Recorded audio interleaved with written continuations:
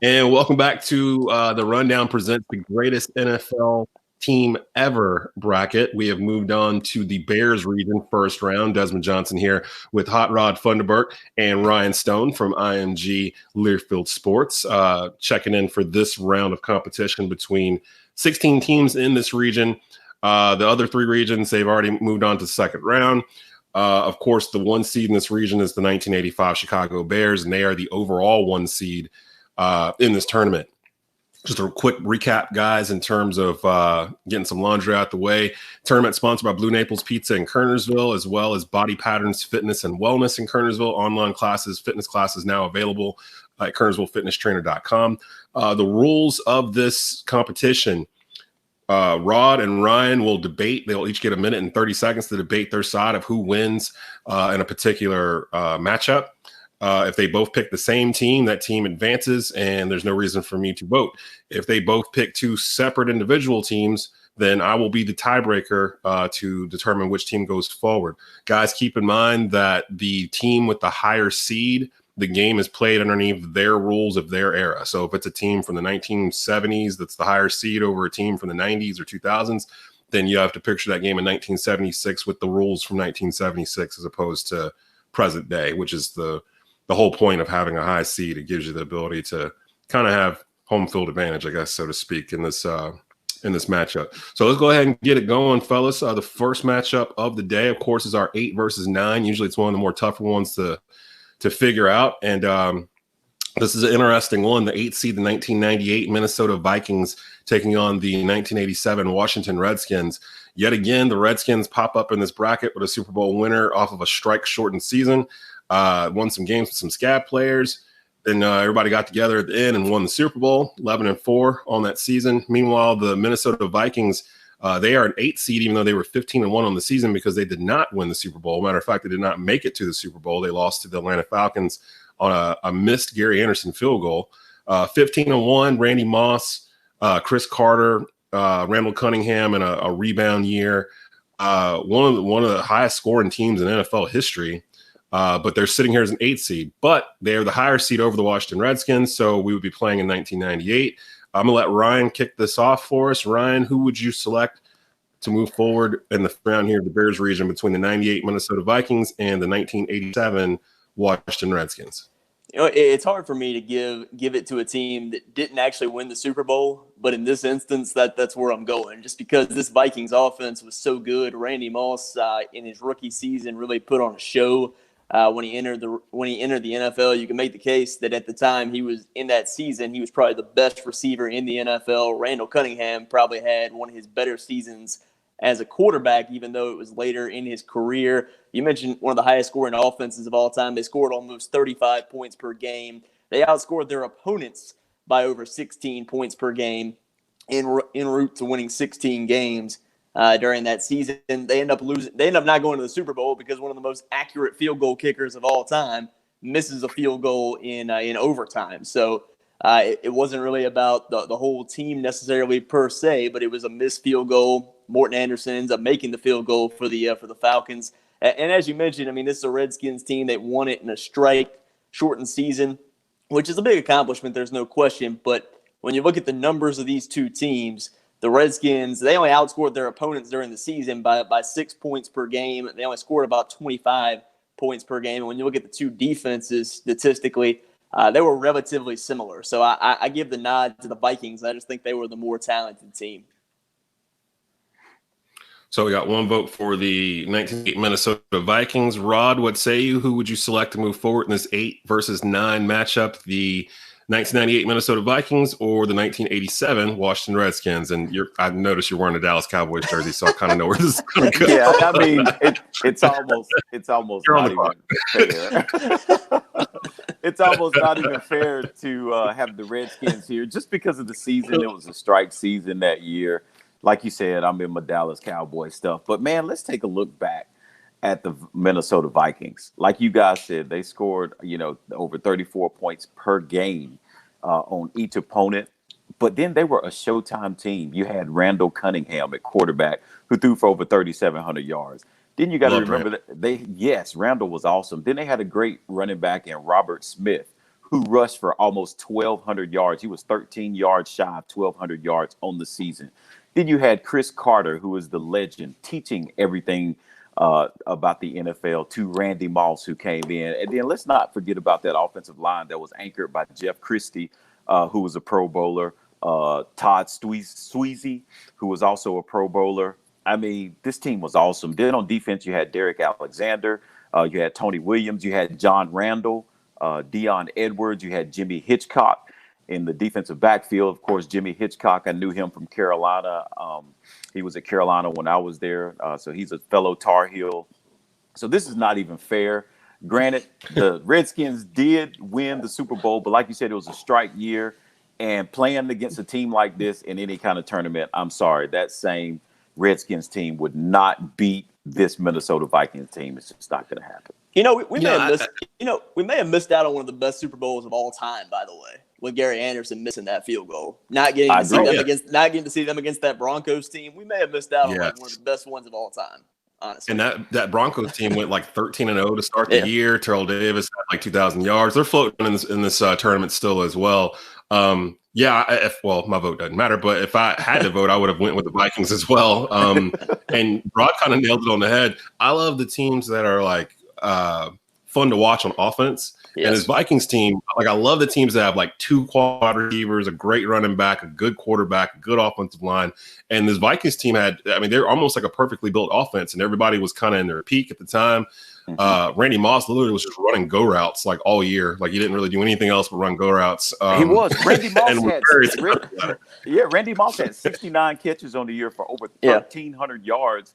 And Chris Carter just also had over 1,000 yards in catches. So I mean, good grief, they were ridiculous. That was the year the Vikings took on the Cowboys Thanksgiving, wasn't it? And Randy Moss just kind of poo-pooed on the whole Cowboys team like all day because I don't really remember that game.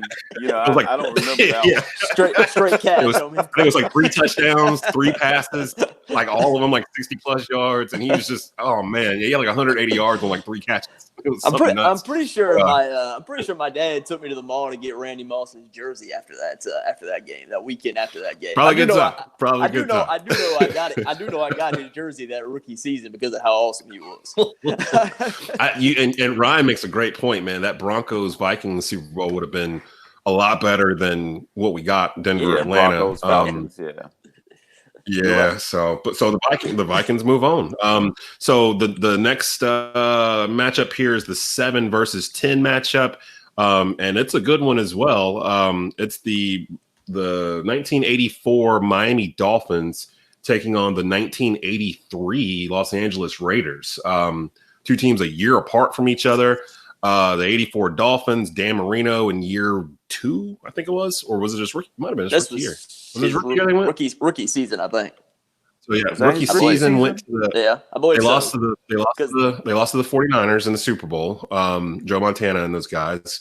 But this was the year Marino threw for 5,000 yards in 1984. Record stood for like 25 years or whatever before anybody got close to it. Meanwhile, the 83 Raiders, the Los Angeles Raiders, had a guy by the name of Marcus Allen in the backfield. Went 12-4 on the season. I was looking through their roster. They're no slouches themselves. So I'll turn this over to you guys, Rod. I'll let you go first on this one. Pick between a pretty good 7 versus 10 matchup here. The 84 Dolphins with Dan Marino, a young Dan Marino, taking on the 83 Los Angeles Raiders, silver and black. Yeah, and although the Dolphins did not win the Super Bowl this year, I mean, you're talking about a heck of a team. Like you just mentioned it, Dan Marino threw for over 5,000 yards, has a rookie, which is awesome. Of course, that earned him a trip to the Pro Bowl. Running back, you had Tony Nathan in the backfield.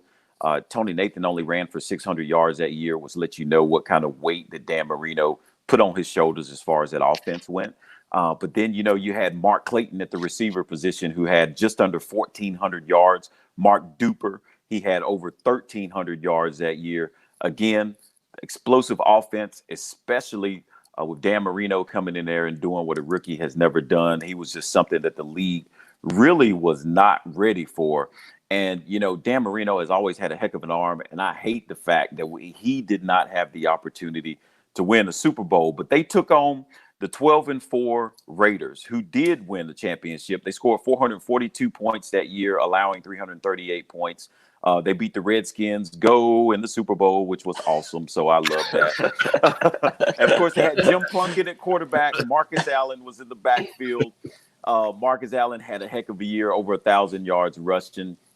And I mean, they had a heck of a defense. They had Howie Long, Ted Hendricks, Matt Millen, Rod Martin, Lester Hayes. And need I say any more? What a defense, man. These guys could take on and destroy anybody. So my nod is going to go to the Raiders in this particular matchup here. Ooh, so the Rod taking the lower 10 seed LA Raiders here.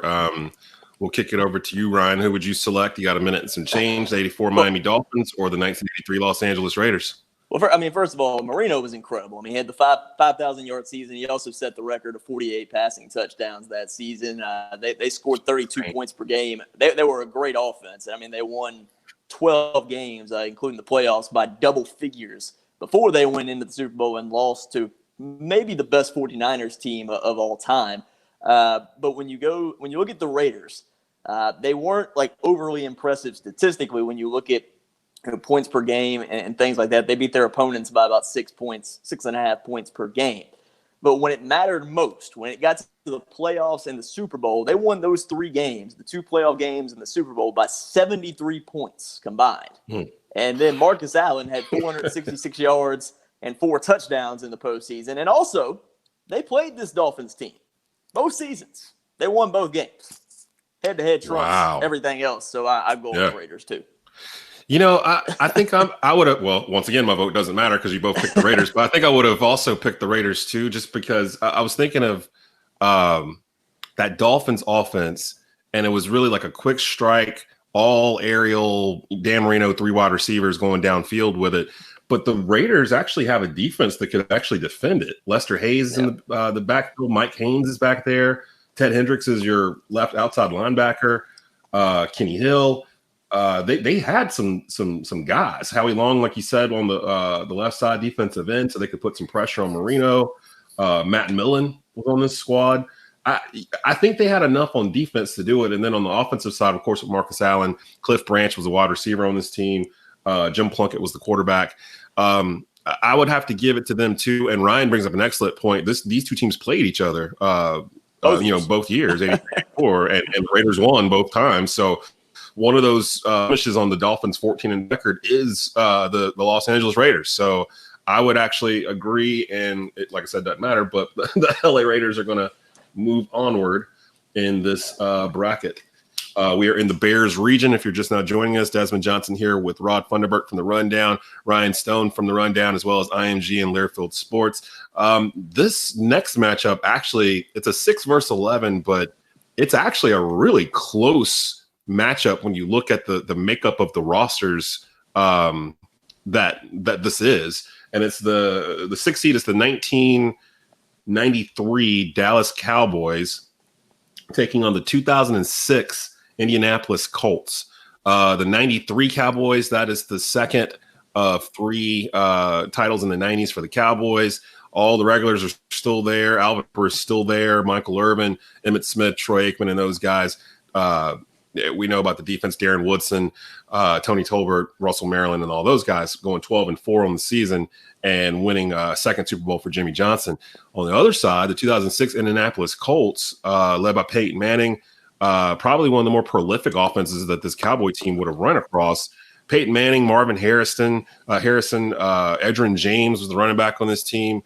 They're kind of built to be quick and kind of like the offensive line wasn't like a huge offensive line like the Dallas offensive line was, but they were kind of built to, open up holes quickly for James. The receivers, it's all time and precision, that kind of thing. I want to say that these Colts had a horrible defense, but then they turned it up in the playoffs. I can't. Was it Bob Sanders? Bob Sanders. Is that the guy's name? Yeah, like he was hurt. And as soon as he came back, it was like they turned into like the number 1 ranked defensive unit going into the playoffs. And they played a sloppy Super Bowl against the Chicago Bears in the rain in Miami that many people will remember. The Super Bowl halftime show, Prince played Purple Rain and a downpour with an electric guitar. And it's probably one of the best Super Bowl halftime performances of all time. neither here nor there. Ryan, I'll let you kick it first on this one here. Who would you take between the 1993 Dallas Cowboys or the 2006 Indianapolis Colts? Both of them 12-4 respective seasons. Well, you mentioned, that Colts defense was not very good. I do know they were better in the postseason when Bob Sanders came back, and that certainly bears consideration. But when you look at the regular season numbers, they had the second best offense in the league, which was right under 27 points per game. Their defense gave up 22.5 points per game, so margin of victory wasn't that great in this instance. The big thing, really the Super Bowl this season for the Colts was finally when they got over the hump and beat the Patriots and Tom Brady and Bill Belichick. So that was obviously a big accomplishment themselves. They got to the Super Bowl when they beat a team that was quarterbacked by Rex Grossman, if we're being honest. So when you look at the '93 Cowboys, one, they beat a Bills team that couldn't get out of their own way ever in a Super Bowl. The Cowboys were also second in the league in offense, but they were also second in the league in defense. They only gave up 14 points per game. You had guys on that defense like Troy Aikman. On the offense, you had Troy Aikman, Emmitt Smith, Irvin, Harper, Novacek. Then you go to the defense, Norton, Woodson, Haley, Lett, guys like that. This team was a roster that was absolutely loaded. They weren't quite as good as the Cowboys the year before, but it was still a loaded roster. They won their 2 playoff games and the Super Bowl by 44 points. And then they beat the Packers, the Niners, and the Bills. They beat the best teams of the 90s to win the Super Bowl. Yeah. So I've got to go with the '93 Cowboys. I don't even know if I even need to ask, Rod, but hey, Rod, who would you I'm not even going to solo you out or anything. I'm just going to ask real quick. Who would you pick between the '93 Cowboys and the '06 Colts? Just come on. Ron said it all. The Colts defense was not that great. So you take an offensive line of the Cowboys when you got Mark Tuinei, Nate Newton, Mark Stepnowski, Greg Gogan, Eric Williams on the offensive line. We're going to slow it down, baby, and we're going to run you to death. We're going to run the ball on that undersized Colts line, and then we're not going to allow Peyton Manning to come in the game and throw not near touchdown. And if he does, he's going to be rushed by the likes of Tony Tolbert, Tony Casillas, Russell Maryland, Charles Haley. Take your pick of the poison that you want. You either want him to come back to the game after he gets out of the sack, or you want him heading to the sidelines when he gets off the sack. So if you want him heading to the sidelines, let Tony Tolbert or Russell Maryland get him, or Charles Haley. If you don't want him, if you want him to be able to get up and throw the next pass, then we'll let Tony Casillas handle him. Either way, doesn't matter. Cowboys win this game easily. And this was the year that Emmett held out at the beginning of the season, and the Cowboys went 0-2. He basically called Jerry Jones bluff. And Jerry Jones was like, "Hey, come on in here! Come on, we got to win some games." And that was the other thing that I wanted to mention. This Cowboys team went, 12-4? Really? They started 0-2. Right, and I look at it as being 14-2 because Emmitt Smith held out those 2 games. When he came back, he rushed for 1,486 yards. He was 14 yards shy of 1,500 on the season. Come on, 14 games. We was getting about a buck every game. No, actually, he played 13 games. One game, I think he had an ankle aggravation, and he didn't play in it. So he actually played in 13 games this year. So he's like 110, 120 a game. Emmett went 14-2. There's no question that season. Yeah. And honestly, that's the only reason why they're at a 6 seed, because as I was sitting there looking at it, I was like, why are the '93 Cowboys a 6 seed? And I was like, well, they were 12-4, and they started off 0-2. But in the end, it was like the talent and everything won out. Probably one of the best offensive lines in football I've ever seen in terms of NFL offensive lines, that Great Wall of Dallas in the early 90s. So the Dallas Cowboys moving on. So far, we haven't really had – well, no, the Los Angeles Raiders were 10 seeds. So that was a little bit of an upset there. But this region is turning into – usually when you're the 1 seed in a region, your region's supposed to be the easiest. And I'm looking through what's coming up. This is not going to be easy for any of these teams in this region.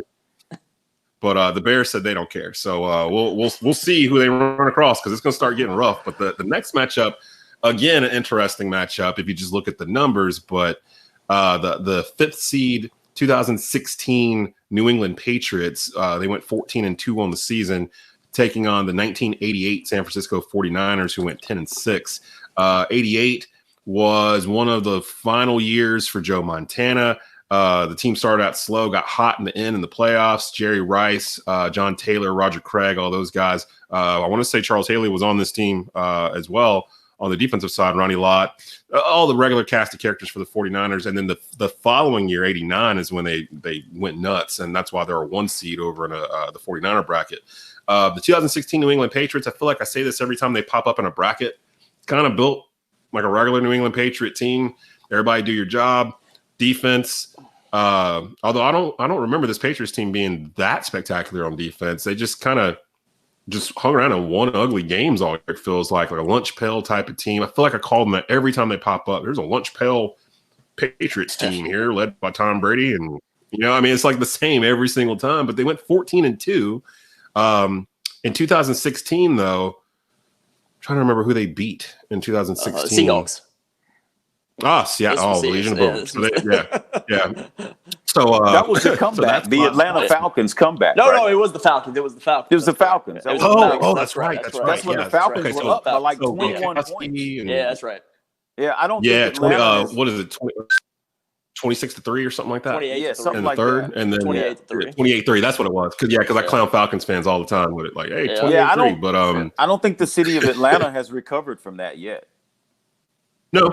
That's why a lot of people still don't want to pick the Falcons this year to win the NFC South, even though you would think, looking up and down their roster, that they should be able to put something together. But that was kind of the downfall for the Falcons, and that coach is still there. So go figure. I'll let Rod hit this one first here. Who would you pick between the 5-seed New England Patriots, who completed the greatest comeback in Super Bowl history to beat the Falcons for Brady's 5th ring, or the 1988 San Francisco 49ers, who went 10-6, but have a lot of firepower on the offensive side of the ball?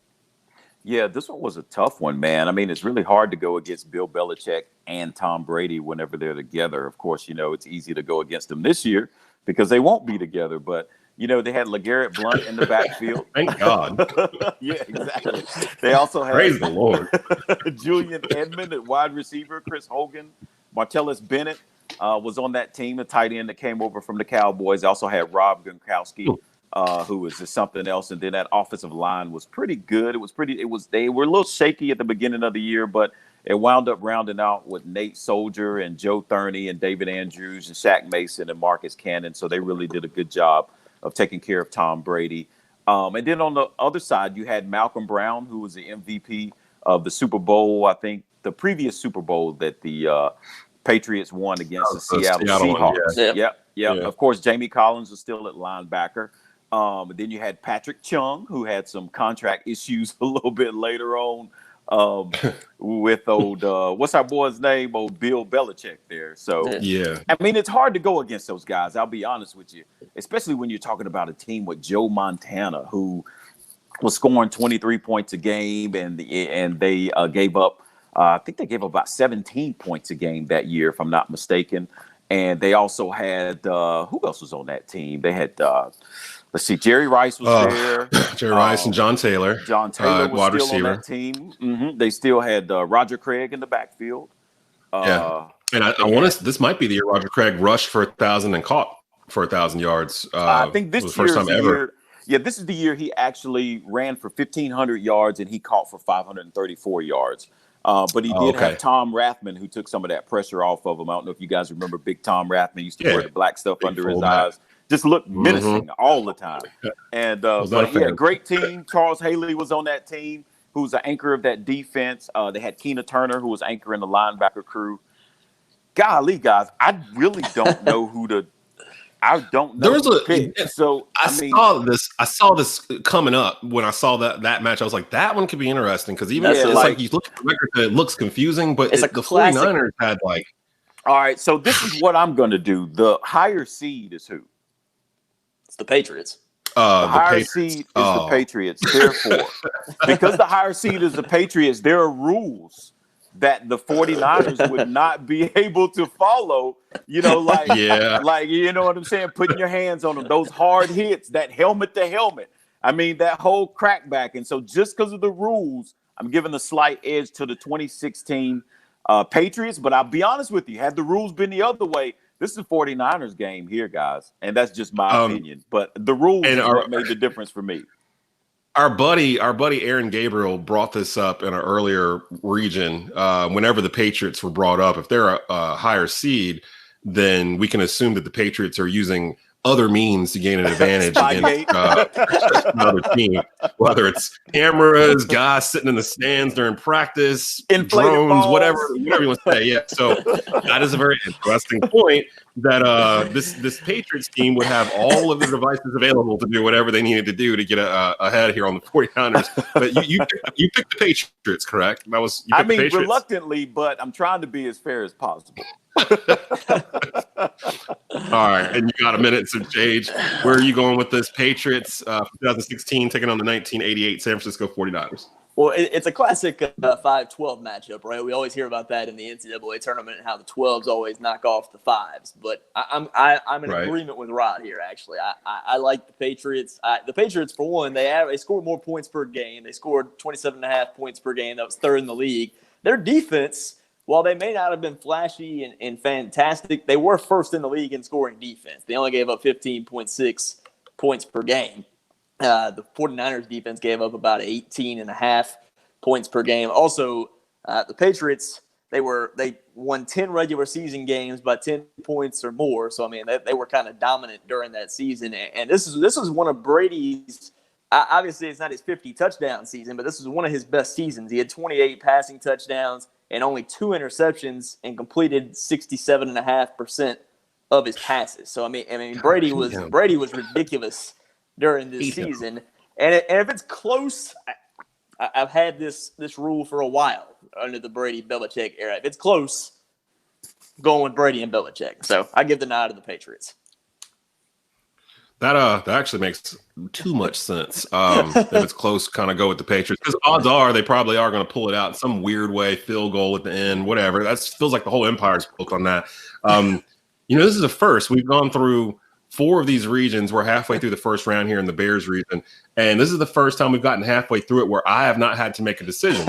It's been unanimous throughout with these teams advancing. And I'm just looking at these names that are coming through, and I'm like, oh, my God, like they're going to have to eat each other. But the next one isn't any easier. Actually, usually as we get to the higher seeds, it gets easier to pick these because the higher seed just looks like more of a monster.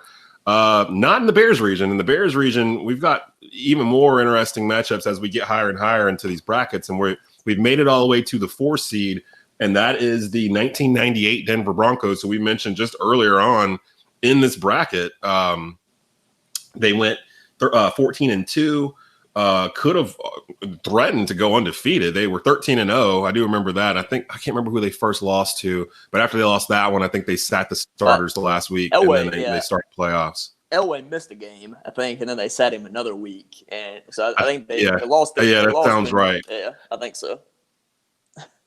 And Terrell Davis rushed for 2,000 yards this season. I mean, the Broncos looked legit, like all year long, steamroll to the Super Bowl. Played this was their second Super Bowl, correct? Yeah, this was the second year. The second one, and this is they beat Atlanta. The second one, yeah. This is the one where they're taking on playing Minnesota.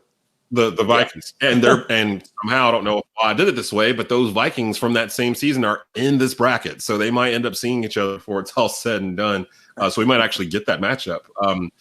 These Broncos taking on the 2017 Philadelphia Eagles, 13-3 on the season.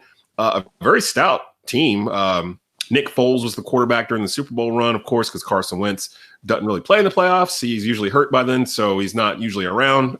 So Nick Foles was the quarterback for these Eagles. They beat, of course, the New England Patriots, who seem to be in the Super Bowl every single year after the year 2000, it felt like.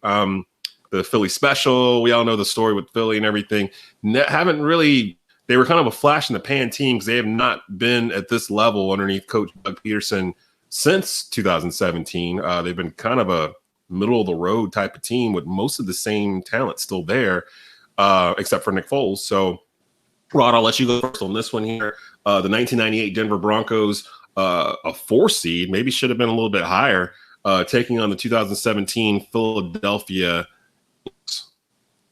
Yeah, I'm not even sure if Carson Wentz had not gotten hurt that the Philadelphia Eagles win the Super Bowl this year, to be honest with you. I mean, something about Nick Foles coming in during this season who just kind of galvanized the team around him, and those guys really wanted to play for him.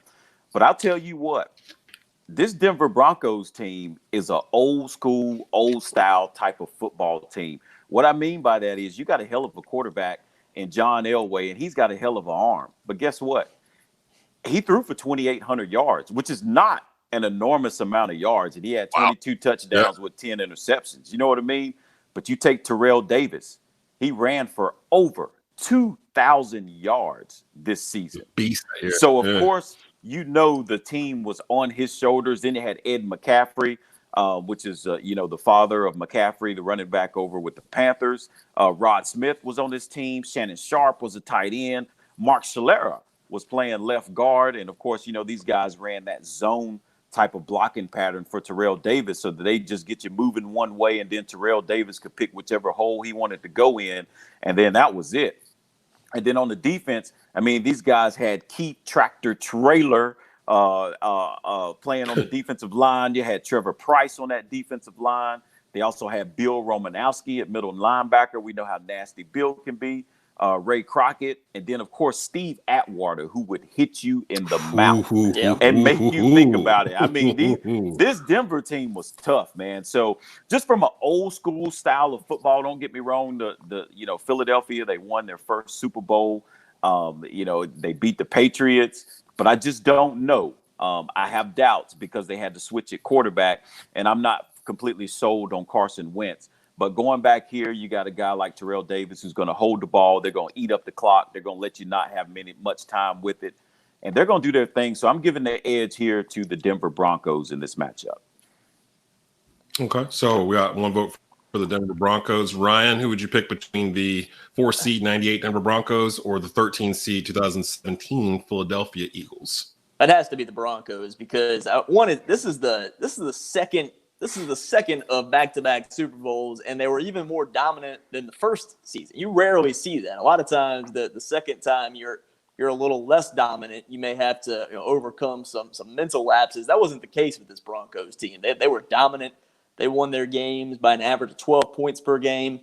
In the playoffs in the Super Bowl, the two playoff games in the Super Bowl, they won by 63 points in those three games. These games weren't close. They were blowing teams out. Terrell Davis had over 2,000 yards. He had 21 rushing touchdowns that season. I mean, I'll give the Eagles this. They had a good enough roster to win with two quarterbacks. And that does take a really good roster to be able to do that. Also, they beat the New England Patriots, which a lot of teams can't really say that. So that's the one feather in the cap, the couple feathers in the cap that I would give to the Eagles. But if these two teams were to meet, particularly in the late 90s, I think the Broncos would absolutely run them out of the stadium. And yet again, my vote doesn't matter. So because you guys are just locked in step today in terms of me to advance. I'm looking through the Philadelphia Eagles roster from 2017, and I'm like, how the hell did they win the Super Bowl? Because I'm just kind of looking through it, and I'm like, nobody stands out to me. It's just I don't understand. It feels like it's a team of offensive linemen. I'm looking through it, just trying to figure out Chris Long on his team. Nobody super spectacular, just average to good players. It was a solid. Corey Smith was on the team, wide receiver. Just a solid roster. Solid. Yeah, solid. They were solid. They played together, and remember they had a couple of trick plays in that Super Bowl. Yeah, they did the trick play at the end of the first half. Wasn't that the Super Bowl where they both? I mean, neither team could stop the other team from scoring. Literally, especially second half, it was just they were it was 50 something to 40 something. Yeah, so I mean, it was just crazy. But I'm just looking through their roster, and I'm like, how'd you get to the Super Bowl? What was going on in the NFC in 2017 that allowed this team to go 13-3 and to get to the Super Bowl and take on a Bill Belichick coach Patriots team and drop 50 on them or something like that, 40 something. I mean, it was a high scoring Super Bowl. But hey, Denver Broncos moving on. I can't debate that one bit. That Broncos team, we've talked about them in other brackets. That's how good they are. We've mentioned them in other regions that they're somewhere out there. And here they are as a 4 seed. So the Broncos with John Elway winning his second Super Bowl. Moving on. We got 3 more matchups left here in the Bears region. Moving on to the 3 seed, the 2004 New England Patriots, who are all over this tournament. 14-2 that season. That was actually, they beat the Philadelphia Eagles in the Super Bowl, taking on the 14 seed, the 1968 New York Jets. They were the winners of Super Bowl III, the first AFL team to win a Super Bowl. Joe Namath at quarterback. This is an interesting matchup too. Those Jets weren't pushovers, but again, the Patriots are the higher seed, and it's 2004 on top of it. So this was right in the sweet spot when the Patriots were doing stuff they probably weren't supposed to be doing and winning a whole bunch of games because of it. They were 14-2 in 2004. And this is just like we said with the Broncos. This was the second of the first two Super Bowls for the Patriots. They beat the Panthers the year before in 03. And then they come back the following year and they're better than they were in 03. They go 14-2, get all the way to the Super Bowl and take on Donovan McNabb and the Philadelphia Eagles. That was the game that Terrell Owens came back from a broken leg. Yep, came back early. I don't think he scored a touchdown. He came back early. Kept him in the game, really. Yeah. So, and people were kind of like, oh, well, T.O. came back and played anyway. But, Rod, I'll let you go first here. I feel like every time I let Rod go first, there's an NFC East team in the talk, or it's somebody he just doesn't care for. And this is, I would think, with the Patriots, I'm not sure where you're going to go with this, so I'm going to let you hit it off first. The 2004 New England Patriots or the 1968 New York Jets, playing underneath 2004 rules. Look, 2004 New England Patriots, I don't even think it matters what year. If it's a New England Patriots Super Bowl team, they're a heck of a team. They're well coached. They're ready to go. But I'm going to step outside the box on this. And the reason that I'm going to do that is last Saturday, or it could have been the Saturday before, I spent the afternoon watching NFL's greatest teams and NFL's greatest players. Joe Namath was one of the players that they documented. And I love Joe Namath's swag, what he brought to the Jets during that time. And guys, I'm going to tell y'all something. Joe Namath was a pimp. Man, he would go somewhere and he had women flocking over him. Joe Namath would go on the red carpet with 2 and 3 women with him. He was the man. I mean, he had a great smile. I don't know how that's going to help them beat the Patriots, but I respect it. But I'm going to tell you what Joe Namath did. Everybody was assuming that the Baltimore Colts were just going to blow them out. And Joe Namath brought his swag. And he said, guys, I'm going to tell y'all what. I guarantee you we're going to win this Super Bowl. And everybody looked at Joe Namath like, what? You don't say stuff like that. And then when Joe Namath was coming in the game, if I saw the documentary correctly, Joe Namath was wearing a mink. And he went in there and he put it on the Colts. So just from that point of view alone, what I've learned about Joe Namath, because I did not have the opportunity to see him play, haven't seen any of his film, I just saw that documentary on him. And the way they praise him, I did not know this guy was a rolling superstar playing football the way he was. On this one, it's an upset. The New England Patriots, 2004 New England Patriots, they're going to turn the ball over 6 times. Joe Namath takes advantage of it. And the 1968 New York Jets win this particular matchup, guys. That's the way I see this. A little bit of an eyebrow raise going with Jets and the Patriots having a horrific day against them. Ryan, I will kick it to you. Who would you select, the 2004 New England Patriots or the 1968 New York Jets? Well, first, Rod, have you been drinking some of that Johnny Walker that Joe Namath loves so much? That's what I want. I told you this one was going to be different. What I will say is that he made the best argument he could make for the Jets, because I literally have that in my notes, that the best argument is to take it away from the field for the Jets. It had Namath's guarantee. It was considered one of the greatest upsets of all time, and it brought more spotlight to the league. Oh, that's great. This is about the best team. This Patriots team, 27 points per game. Their defense was second in the league, held teams to 16 points per game. Including the playoffs, they won 12 games by 10 points or more. They were dominant. This was the team that added Corey Dillon in the backfield from Cincinnati. God. He came over and rushed for over 1,600 yards. The defense had Rodney Harrison, Teddy Bruschi, Mike Vrabel, Vince Wilfork, McGinnis, Ty Warren, Seymour, Law, Colvin. This was a loaded defense. And it's Belichick and Brady. I'm going with the Patriots. Yeah, but this is the reason they got rid of Corey Dillon. So actually, fumbling the ball. They still won against the 1968 Jets 6 times. He fumbled 6 times. Wow! So I actually have to. This is the first time. Like I said, this is the first time. This is the fourth region the fourth first round that we've done, and we made it 5 games into it before I had to actually come in as a tiebreaker, which is amazing to me. And it's one of the games I was like, I really don't hope I have to do a tiebreaker because I'm not sure about what would happen in this. I think a part of it's the fact that everyone in America knows I hate the New England Patriots, so I'm reluctant to pick them, even though I know how good they were. And these were the Patriots, the early Patriots, like Ryan was saying, that were defensive dominated. Brady just basically was a game manager, didn't have to do too much, hand the ball off, move the chains, that kind of thing, and let the defense win. And he rattled through some of the names that are on that defense, Teddy Bruschi, and oh my God, they just had so many guys on that defense. Roosevelt on that team, Kevin Falk, a highly underrated running back, third down back, was on that squad as well. They're just good up and down the board. Rodney Harrison was on this team at defensive back. Ted Johnson at linebacker. I mean, they just. I think they had Randall Gay too, didn't they? Yes, they did. As well, the offensive line was good. Ty Law was on this team. And then I was looking at the Jets roster, and Don Maynard was the only name that popped up. I was like, oh, yeah, okay, they had Don Maynard. He was 33, but they had Don Maynard on that team. Everybody else, because, I mean, this is an AFL team. I'm looking at it, I'm like, I don't really recognize anybody on this team other than Joe Namath. And they basically just they turned a Super Bowl III into a dirty kind of, well, I don't want to say dirty. They turned it into a scrap, like a fight more than anything else, because the Colts just really couldn't get off. That Colts team is in this bracket, was somewhere in this bracket as well. I think they might have got upset.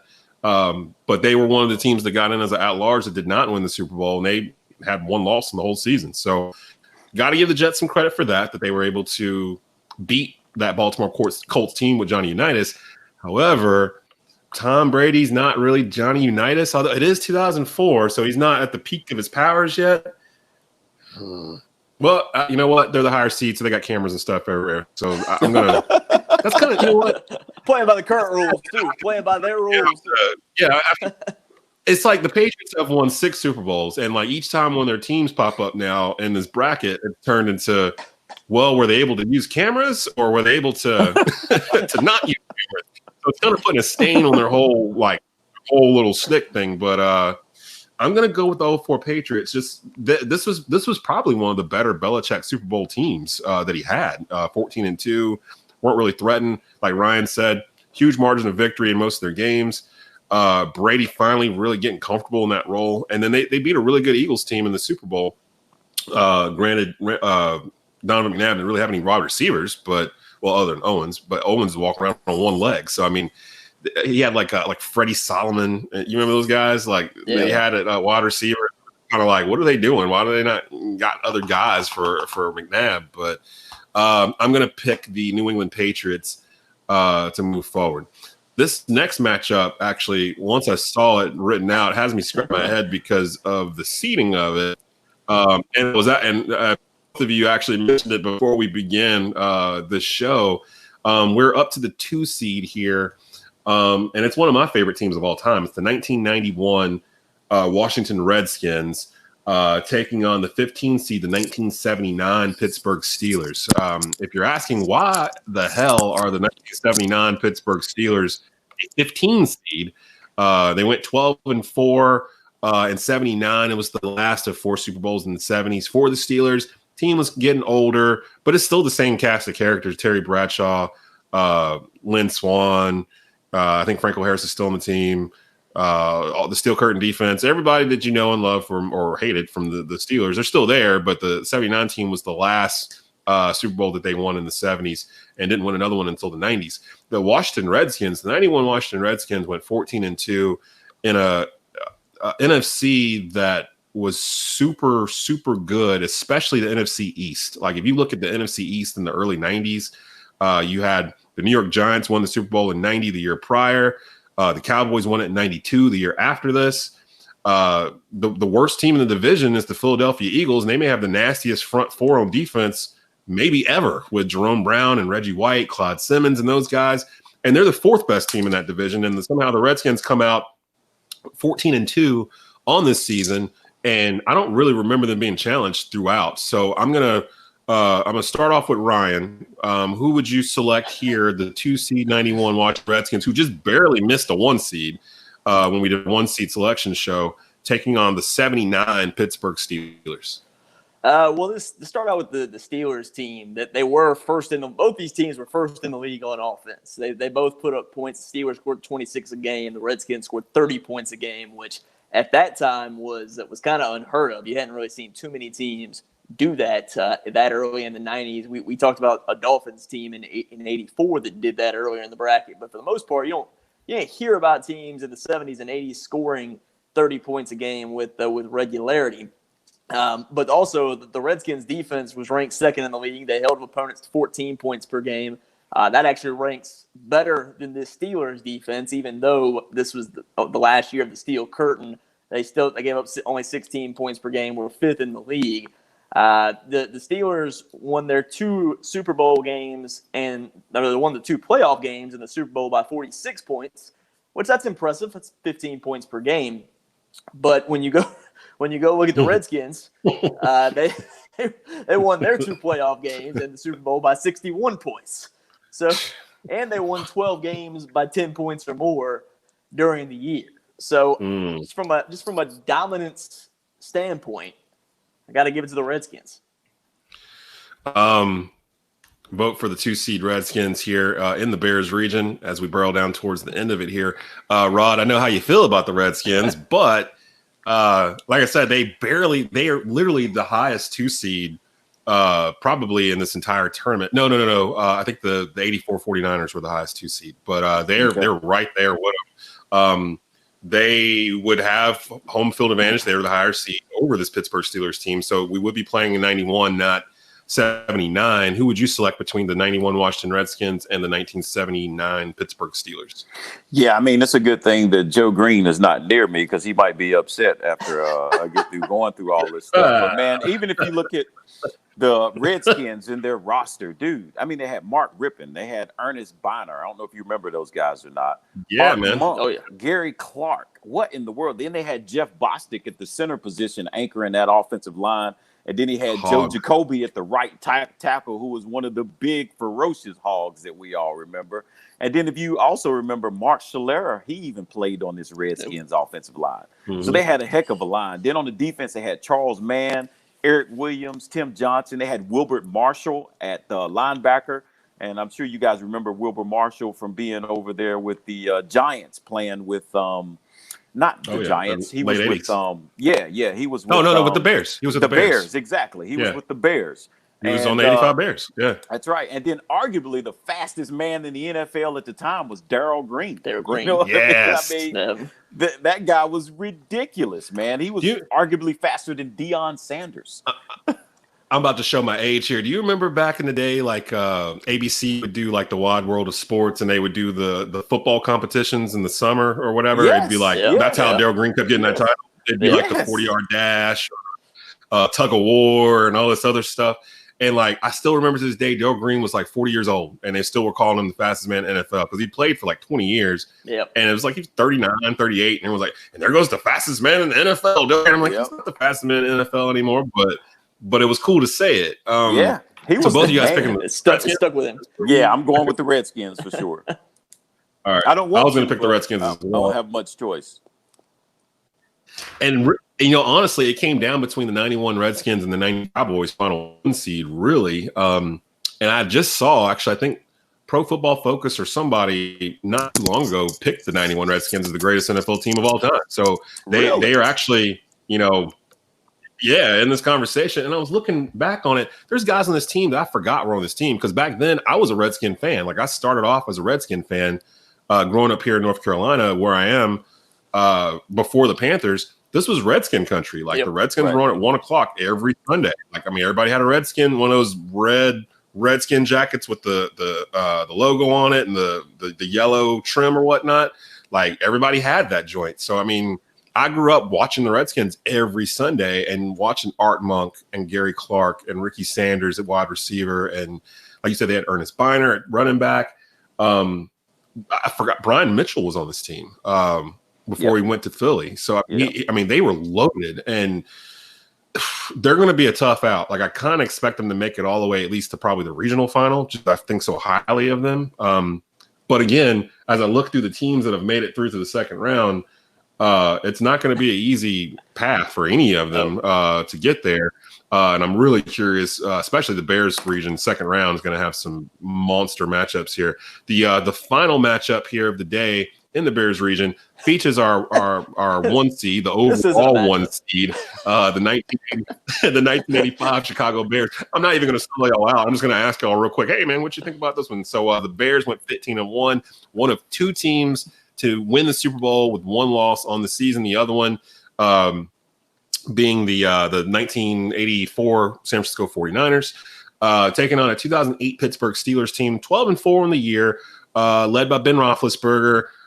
They beat the Arizona Cardinals in the Super Bowl that year, if I recall correctly. That was the who was the wide receiver? The winner. San Antonio Holmes.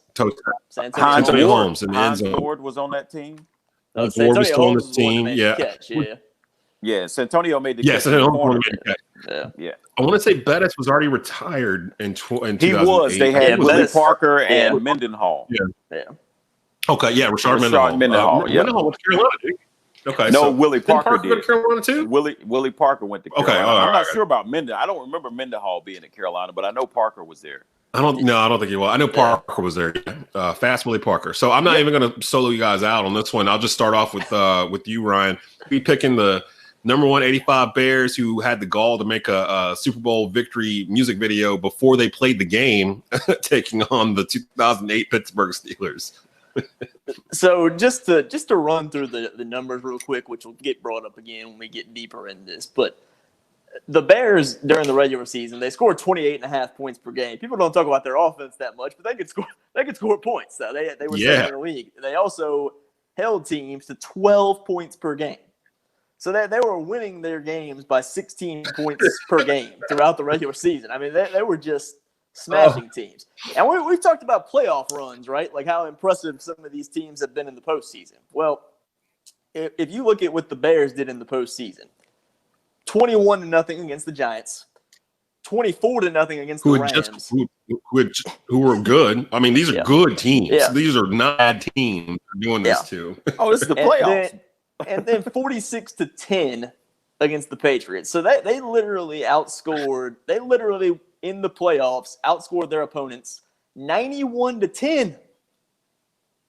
Yeah. I mean, it's just comical. Like, I mean, and plus, like, I don't even think I need to take a vote for this one. I think we're all in agreement that the Bears are going to move forward. But and I'll let you speak on this, Rod. But I remember that was really probably the first NFL team. In 85, I would have been 7. So that was probably the first one that I can really remember, like, personalities and watching the Super Bowl, like at about age 7. Refrigerator Perry, Wilbur Marshall, Jim McMahon at quarterback. I mean, Willie Gault at wide receiver. Walter Payton's one of the best running backs of all time in the backfield. And sometimes he gets overshadowed by the other personalities on his team. Right. Well, I mean, are you picking elsewhere? Or are you going with Bear? What are you doing? Well, I mean, if you recall, when we did the number 1 seed, the Bears was my number 1 pick, of course. That was the pick who I brought to the table, the Bears. But, I mean, the Bears, they were just something else. Like Ron said, they could score points. The reason they could score points is because they had a character, like you said, in Jim McMahon, who could get the ball over to Walter Payton. And then Walter Payton had Matt Suey blocking for him, which was awesome. Then he had wide receivers Dennis McKinnon, Willie Gault, don't forget Dennis Gentry. And then on the defense, they didn't allow people to score because they had Big Mike Singletary in the middle.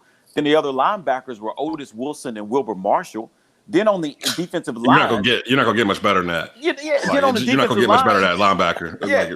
You got Richard Dent, who had 17 sacks. Then you had Dan Hampton on the other side, who had 6 sacks. Then you had 350-pound William the Refrigerator Eat Everything in Sight Perry, who came from the Clemson Tigers, who was I want to say he was a rookie that year, who anchored that defensive line there in the middle. Then you had Steve McMichael on the other end, who had 8 sacks. Then in the secondary, you had Dave Durison, you had Leslie Turner, you had was it Mike? What was Mike's last name? Was it Richardson? I think it was Mike Richardson. That defensive secondary had 20 interceptions that year. 20 interceptions. So, and then 5 players from the team went to the Pro Bowl that year. So, I mean, it was ridiculous. It was a ridiculous team. Teams were scared to play the Bears. Like, we just got off of watching 5 weeks of The Last Dance with the Bulls. And the one thing I took away from watching, because I was alive to see this, like I always laugh whenever there's a LeBron versus Jordan debate, because I feel like I've seen LeBron from his entire career, and I saw Jordan his entire career. And for me, there's no contest. But for those that didn't get a chance to see it and just kind of see the Bulls on YouTube and that kind of thing, I think the one thing that kind of got forgotten over time was how scared sometimes teams were to play the Bulls and Jordan. Like he just had this certain aura about him where like you kind of lost the game when you stepped on the court and admitted, oh my God, I'm about to play Michael Jordan. These 85 Bears are one of the few teams in this entire 64 team bracket that carry that aura with them. Like people still talk about the 85 Bears today. Like whenever there's a good or great defense playing in the NFL, they immediately get compared to the 85 Bears. Like, oh yeah, how would they fare the 85 Bears? Or if it's an offense that's just scoring 500 points or whatever, they bring up, well, could they score on the 85 Bears? Like they're like the standard of like defense. And but Buddy Ryan did a heck of a job too with that defense. Yeah. So if you haven't watched it, if you have ESPN Plus, go watch the 85 Bears 30 for 30. Jason here, the guy who did the Last Dance documentary, he also directed that. And when you go into it, you think it's going to be really about Mike Ditka and everything else. The documentary is about Buddy Ryan. Like it centers on him and the relationship he had before Ditka even got there, and how those players in '83 went to Charles Hayles and was like, "Yo, keep Buddy Ryan as defensive coordinator. We got a good thing going on here. Hire whoever, but let Buddy run the defense." So really, Ditka kind of just ran the offense, and Buddy Ryan ran the defense. It worked, but they clashed, and it was almost like they had two head coaches. But it's a fantastic documentary. You get a chance to see a whole lot and how much those players felt for Buddy Ryan. The 4-6 defense, I think it was Wilbur Marshall. It was like basically the 4-6 defense. You've got less than 3 seconds to get the ball out your hand or in your ass. Like there's no 3.5, no 4. Like you've got 3 seconds, and you don't know where it's coming from. It might come from in front of you, from the side, from behind. You don't know who it's going to be, but we're coming every single play. And you're going to have to make choices, like life decisions, like when you're playing this. And these 85 Bears, the one loss they did have was to Dan Marino and the Miami Dolphins on Monday Night Football. And primarily because the Dolphins had the tools to beat the 46 defense. You had to basically speed. Short, quick throws. You had that speed on the outside and get behind them and make them chase you, and don't let them put Marino on the ground. But the problem was in 85, there weren't a lot of teams built like the Miami Dolphins, like that could do that. Like it was still you had really to do kind that of a ground type drop and let it go. Yep. You got to get out of there, or you're gonna die. And that's literally the entire Bears. Get out of there, you're gonna die. And they had fun, man. I love the teams that have fun. And like I said, the Bears, they made a Super Bowl victory video of the Super Bowl, not after they won it. They made it before they won the game. Released it to the masses. Like, can you imagine being Oakland Patriots that week and the Bears put out a music video talking about the Super Bowl shuffle and you haven't even played yet? Like, can you imagine, like, in your head, like, the mentality you're going into Super Bowl 20 with at that point? And it showed because they got ransacked. Like, that entire, like, that was my first exposure to the Super Bowl. And I'm like, man, are all of them like these Bears are just, they're just relentless. I think they just won't stop. It's crazy, but I think it's something else should be said is that go ahead, they are the most recognized NFL team ever, probably, in the sense that when you think about all the other recognized teams like the Steel Curtain or the Cowboys of the 90s or the 49ers in the 80s or the Patriots now, or before Brady left, they all won multiple championships. This team won one championship, and they still are probably more popular than any of those teams, which says a lot about how their dominance and just their popularity in general. They probably should have won 3 in a row, which no team has ever done. 84, they just ran across. They had to go to San Francisco and take on a 15-49er team. 85, of course, they put together their own 15-1 season. And then 86, Jim McMahon got hurt. And if he hadn't gotten hurt, if I want to say defensively in 86, they were almost better than they were in 85. But Jim McMahon got hurt. And Jim McMahon, if you remember, he got hurt on some bull job. You remember the player, after the play was over with, the defensive lineman just picked Jim McMahon up and threw him on his shoulder. I don't know if you guys remember that. Yeah. It was so dirty. Shoulder. I mean, you talking about blatant dirty. That guy should have been kicked out of the league. Was that Philly? Was that Philly? I want to say for some the Giants, it was somebody that you kind of didn't blink an eye when it happened. Because back then you could do that kind of stuff. Really, you didn't get ejected. It was just, penalty on the play, 15 yards, first down. But Jim McMahon busted his shoulder on it. Was never right. I think Mike Tomczak came in, and they just couldn't get past. I think it was the Giants they lost to in the playoffs. Who I want to say that was Charles Martin with the Green Bay Packers who hurt his shoulder. I think that was Charles Martin. They lost to the Redskins in the playoffs. That hurt Jim McMahon is who I was talking about. Yeah. They did lose to the Redskins in the playoffs. Right, yeah, and from 84 to 86, the Bears probably should have gotten to the Super Bowl more than once. But to Ryan's point, they are probably the most well-known NFL team of all time, which is why they were the only unanimous selection from myself, Brandon, Blakeney, and Rod as a 1 seed. All the other 1 seeds we kind of debated. The Bears were the only ones where we were like, no, they're a 1 seed. And in fact, they are the overall 1 seed. And we'll go from there. So that's the end of the first round here in the Bears region. And we got some nice teams that advance here. The 1998 Minnesota Vikings, the 1983 Los Angeles Raiders, the 2016 14-2 New England Patriots, the 1993 Dallas Cowboys, the 1998 Denver Broncos, the 2004 New England Patriots. So there's 2 Patriots teams floating around in this bracket, and like one is at the kind of the beginning of the Patriots, and the other one towards the end of it. So that's an interesting dynamic. The 91 Washington Redskins, who are the 2 seed advance, and the 1985 Chicago Bears, the overall 1 seed, they advance as well. Second round coverage will begin here soon with these brackets. And what I'm probably going to do is mix up our pairings, mix up our judges so we can get some different interactions and not have you guys in the same regions that you already picked. So we'll switch that around a little bit next go route as well. You guys want to say anything as we're still in the middle of a coronavirus world and trying to entertain folks with sports talk? Anything going on with you guys right now that you want to promote or talk about? I will say that when you look at the matchups that you've got for the second round in this region, 2 of them are just absolutely incredible. You've got the 98 Broncos and the 2016 Patriots. That's an incredible matchup. And then you've got the 2004 Patriots and the 93 Cowboys. So, I think those are 2 outstanding matchups.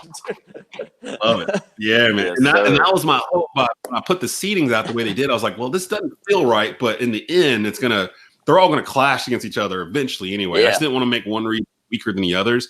Although, like I said, the Bears being the overall 1 seed, they're supposed to have the easiest region, and that's not how this played out. So we'll see if Bears can even make it to the Final 4 out of this region. Again, in every region, there's one team I kind of look at. I'm like, that team looks like the team that's going to give people some problems. And in this region, there's like 3 of them. Like 3. The 91 Redskins. I mean, that 04 Patriots team was no joke, like defensively. Like I'm looking at them like they're going to mess up this party. Like no matter who they see, they're going to mess this up for everybody. So when I did the prep work for this bracket, like this region right here, I spent the most time, and by most time I mean probably as much time on this one particular matchup as the rest of this entire region. And that was the 04 Patriots, 04 Patriots, 93 Cowboys. Like that one is like hair pulling out worthy of trying to figure out who the better team would be between those 2. That's gonna be good. So these second round matchups, and this is spread out all across the other 4 regions too. Because there's some crazy matchups that are about to happen here in the second round. So this will carry on throughout the spring. Actually, at this rate, we'll probably get to June before we even get to the Final 4 in the championship round. So I want to give thanks to Ryan Stone, to Rod Funderburk for coming in and doing this with us today for the Bears region. I am Desmond Johnson signing off. We'll be back with second round coverage of the greatest NFL team ever tournament here on Sports Carolina Monthly. Don't forget to subscribe on YouTube to the Sports Carolina Monthly YouTube channel. Peace. Hey there, this is Rod Funderburk, and you've been watching an episode of The Rundown with Desmond Johnson. In order to watch more episodes of The Rundown with Desmond Johnson, please subscribe to Sports Carolina Monthly's YouTube channel.